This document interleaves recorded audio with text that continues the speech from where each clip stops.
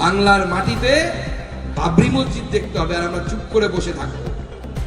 হবে না। আমরাও স্লোগান দেব, তেল লাগাও ডাবার কা, নাম মিটা দো বাবার কা। তেল লাগাও ডাবার কা, তেল লাগাও ডাবার কা। যারা বাবরি মসজিদ তৈরি করে ভাবছেন খুব বড় হুনু হয়েছি, তাদের সময় আসুক, আমরা বুঝিয়ে দেব কত ধানে কত চাল। আর মনে রাখবেন, এই আলাদা পার্টি অমুক পার্টি সব গেম হচ্ছে।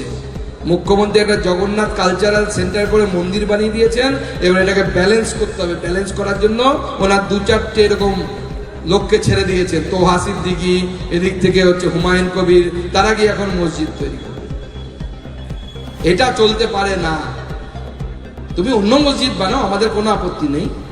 বাবর তো ভারতবর্ষকে আক্রমণ করেছিল, ভারতবর্ষের হিন্দু মুসলমান সবাইকে কেটেছিল, কাকে কাটেনি?